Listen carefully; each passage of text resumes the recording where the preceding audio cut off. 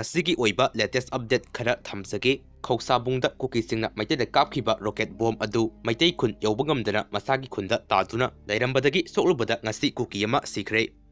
BSF Singna Kuki Singda makoidi order da lakpani haloi Neikhre location Saibon Zomi Singna Kuki Singbu phajana karemna bire haina Sujandra Yuduka Semboi Maitena thamakli KSO gi Luchingba ama reporterna phajana Neikhre DR is Kuki Land haibada khumpham leitre hairi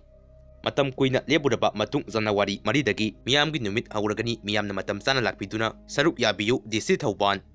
Manipurgi irang nomai kapnabagi thaudok sanipan humphumanga thoki aduga gas lising taran thoiga saniga iputaret register tawraga miyoi satruga kunmanga phagatki lakhiba nongmai lising taruki manungda lising ahumga samaga tara nithoi recover tawki maitei ekhoigi khwaidagi laibak thibadi ekhoi punba ngamdabasini ibomsa kabau wakjingda hain khoi paktakna sire hairi Kuki terrorist singna Kuki KSO singda warning tawkhre matungdadi amata lemna tharoi hairi mathanga nupi angang soklabadi more Kuki BB Saibonda lakani hairi Saibonda mateng pangnaba moredagi Kuki village volunteer sing lakani hairi Saibon area dagi central force sing lawthoktabadagi National Highway 2 Imphal Dimapur lambi economic blockade chathaba haukhre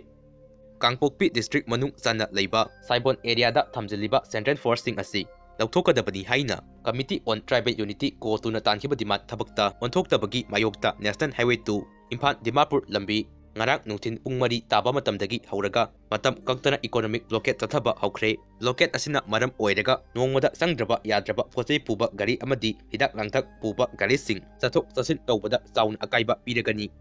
thiba khangdana leiriba Kamal Babugi Yumda Sakkhangdaba Singna bom ama Thamlamle Irang asina maram oiraga awaba taraba singda ngakpiyu haikhiba wafam aduda political puslakpa si laibak thibani chief minister N Biren Singha